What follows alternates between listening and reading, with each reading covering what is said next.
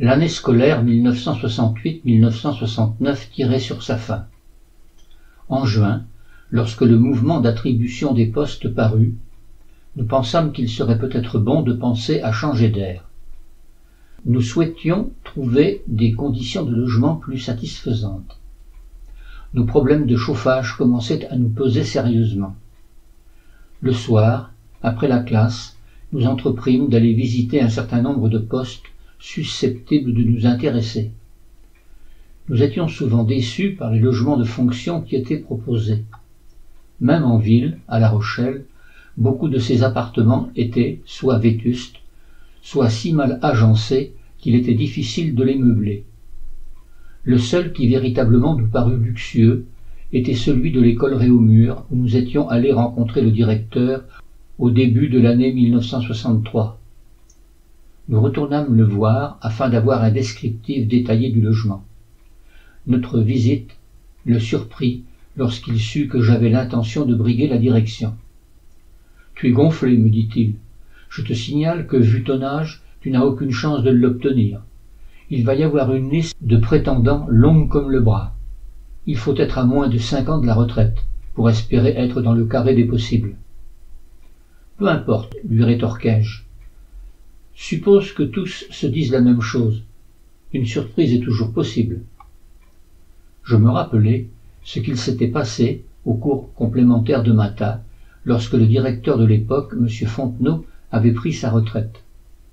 Tous pensaient cette année-là que M. Moreau, le professeur de mathématiques, allait demander la direction, et beaucoup de ses collègues, pour ne pas subir la frustration de ne pas être nommés, n'avaient pas postulé, et c'est un jeune directeur d'une trentaine d'années, M. Batanis, qui avait décroché la timbale au grand désarroi de M. Rivet, le professeur de français, et de quelques autres qui s'étaient abstenus.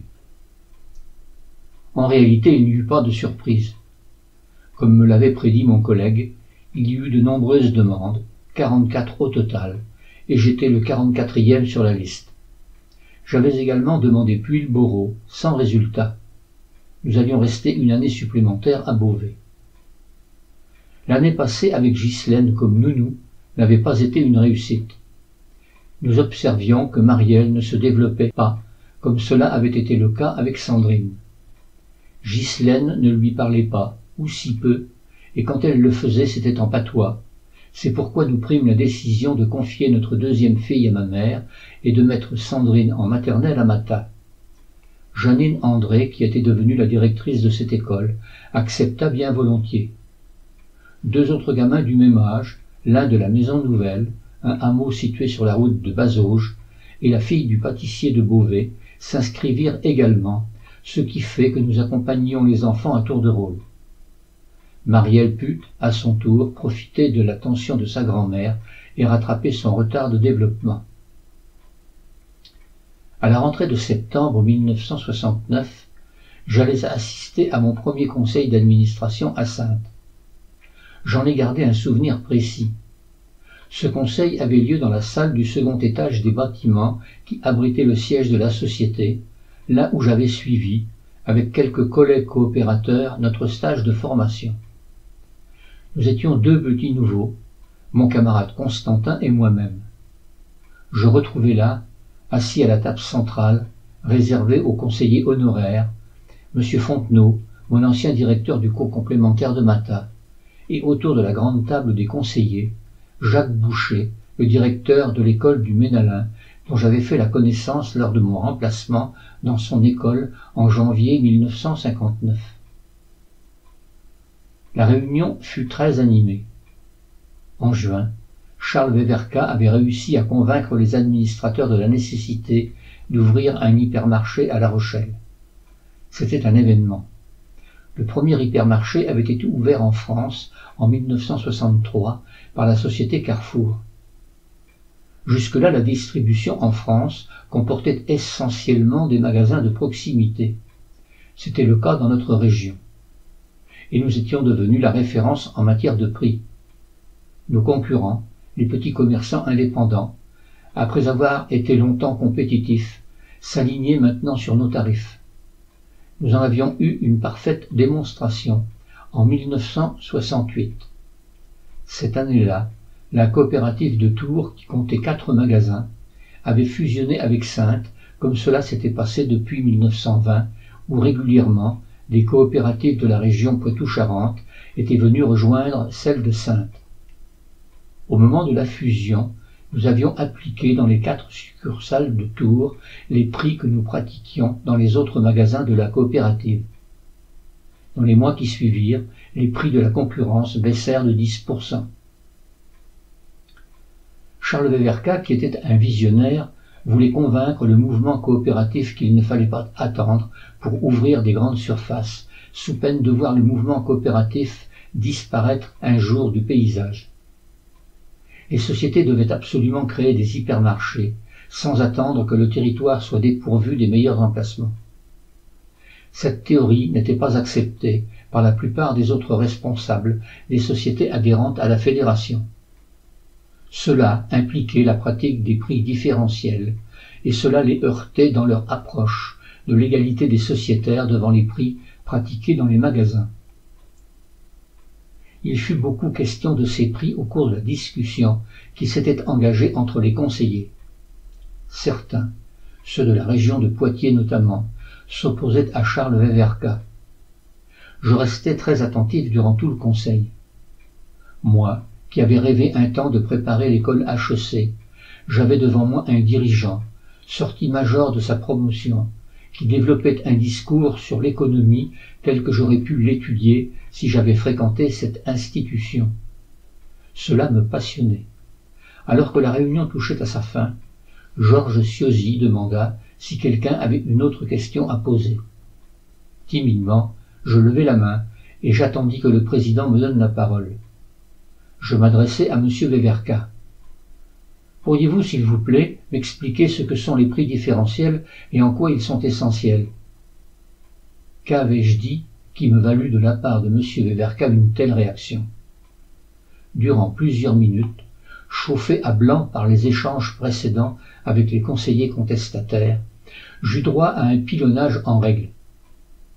Il reprenait, sur un ton vif et agacé, les arguments qu'il avait si souvent et longuement développés au cours des réunions précédentes, lorsqu'il avait voulu convaincre les conseillers saintais de l'urgence de l'ouverture d'un hyper à La Rochelle. J'écoutais, sidéré d'une telle agressivité. Cela dura plusieurs minutes. Et puis soudain, il se calma. Il me regarda droit dans les yeux et me dit « Ah, c'est vrai, vous n'étiez pas là, vous, en juin dernier. » Il venait de s'apercevoir que c'était un des 2 petits nouveaux qui lui avait demandé une explication bien légitime et sans arrière-pensée provocatrice. Le choc émotionnel avait été violent. Je mis 2 ans avant d'oser à nouveau poser une question. L'Académie, faisant suite aux nouvelles directives parues à l'automne précédent, organisa un stage d'initiation aux mathématiques modernes. Louisette Morisset, ma collègue du cours moyen, et Joliane s'y inscrivirent. Durant 3 mois, elles allèrent à La Rochelle suivre les cours organisés dans les locaux de l'école normale de garçons. Le stage fut assez déstabilisant. Louisette Morisset, qui était plus âgée, prit du recul par rapport au discours des formateurs. Il était reproché aux enseignants d'avoir démoli des générations de gosses avec les méthodes utilisées jusqu'alors. J'étais révolté lorsqu'elle me rapportait la teneur des propos assénés au cours du stage. Joliane ne revint pas indemne de cette formation. À son retour, elle, qui n'avait déjà pas confiance en ses capacités, montrait des signes inquiétants de découragement. Nous avions beau lui dire de relativiser le discours des formateurs, elle avait pris à la lettre les reproches entendus durant ces nombreuses semaines. Au printemps 1970, j'allais subir le baptême du feu. Le comité de printemps avait eu lieu à Saintes et les dates des assemblées générales des sections avaient été annoncées. Chaque membre du conseil, qu'il soit titulaire ou seulement auditeur, devait en assurer plusieurs. Cela pouvait aller de 4 ou 5 jusqu'à une douzaine au cours des mois d'avril et de mai.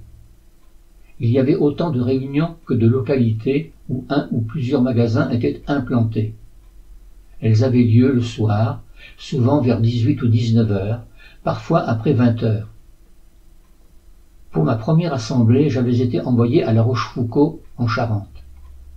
A priori, ce n'était pas un milieu sensible, mais le président était un ancien membre du stage de formation des jeunes militants coopérateurs. Il avait, semble-t-il, mal accepté de ne pas avoir été sollicité pour entrer au conseil d'administration. Ce jour-là, il avait invité un journaliste du quotidien local, La Charente Libre, et un comptable.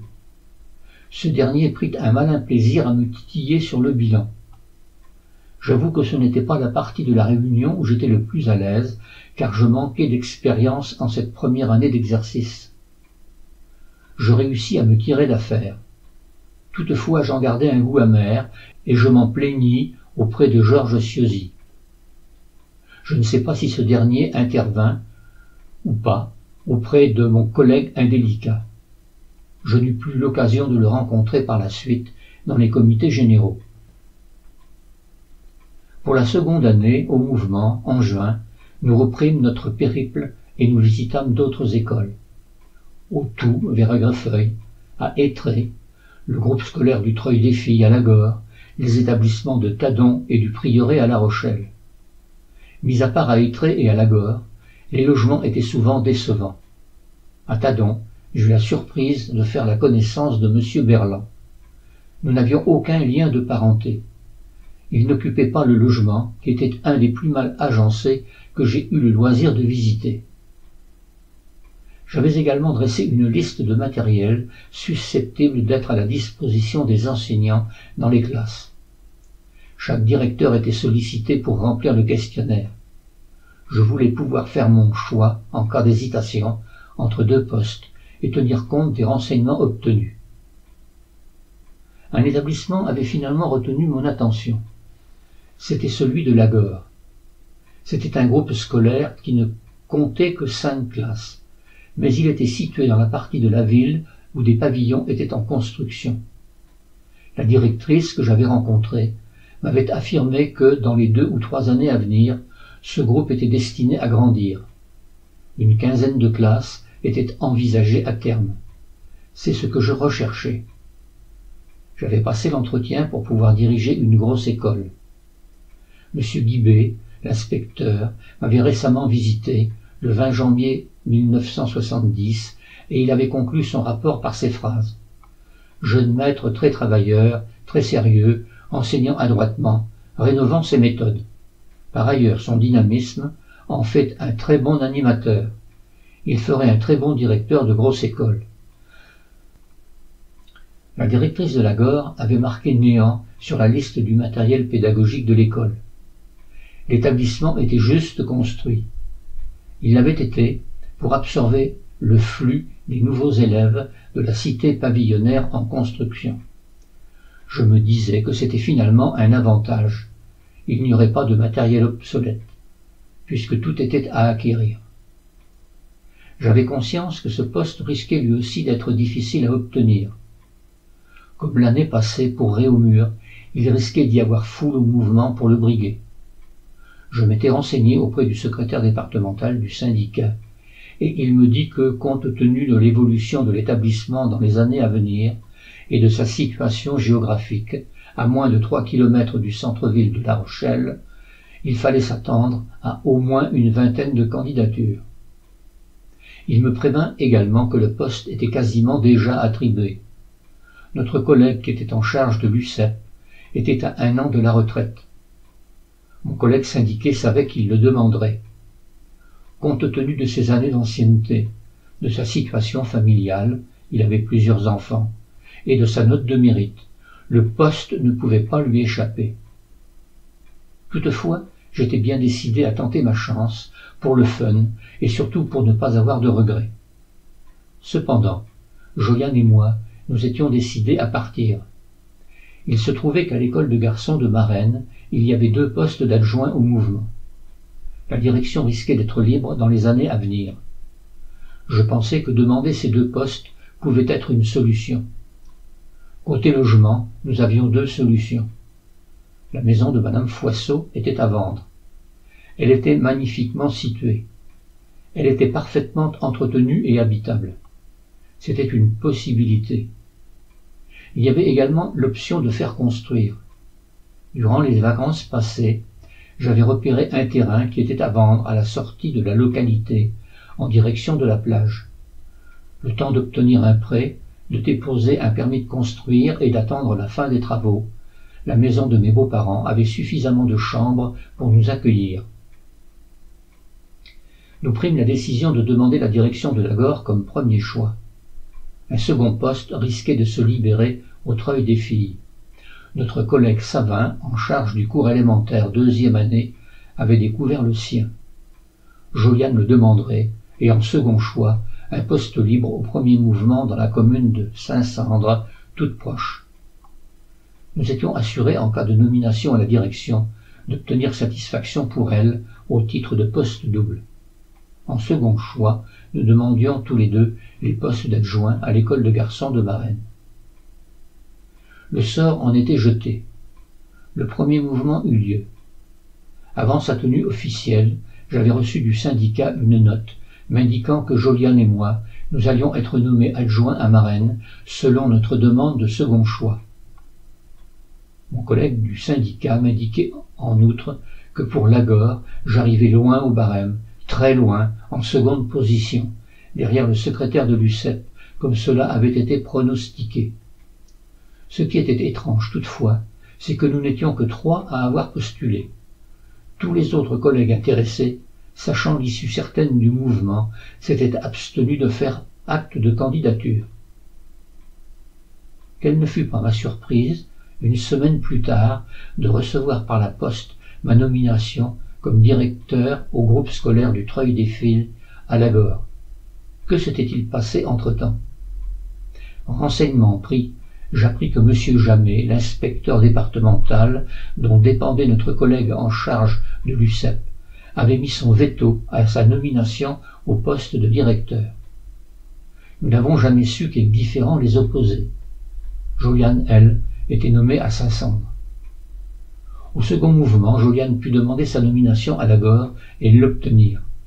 Entre-temps, notre collègue Savin avait été nommé instituteur spécialisé au collège d'enseignement général du Pas-des-Laquais à Mireuil et son poste s'était libéré. Le mouvement avait eu lieu quelques jours après le mouvement du primaire, ce qui expliquait ce décalage. Nous allions pouvoir préparer notre déménagement. J'en avais profité pour commander une machine à laver au magasin Coop de Beauvais-sur-Matha en profitant d'une promotion avantageuse. J'avais demandé qu'elle ne soit pas livrée à Beauvais mais à Lagore après notre déménagement. Elle devait être mise en attente dans les entrepôts. Le moment venu, j'allai au magasin de Beauvais et je demandai à la gérante de téléphoner à Saintes pour leur indiquer quel jour la machine devrait être livrée. Curieusement, la machine était devenue introuvable. Après un échange musclé avec le responsable des entrepôts, je décidai d'appeler M. Ciozy pour lui exprimer mon mécontentement. Ce dernier prit les choses en main. Quelques heures plus tard, la gérante me rassura. La machine avait bien été retrouvée dans un entrepôt annexe situé à Tadon. Je n'ose imaginer le branle-bas de combat aux entrepôts. M. Ciozy ne plaisantait pas et son intervention avait été efficace. Le déménagement allait pouvoir avoir lieu. Il avait été confié à l'entreprise Demeco de Rochefort.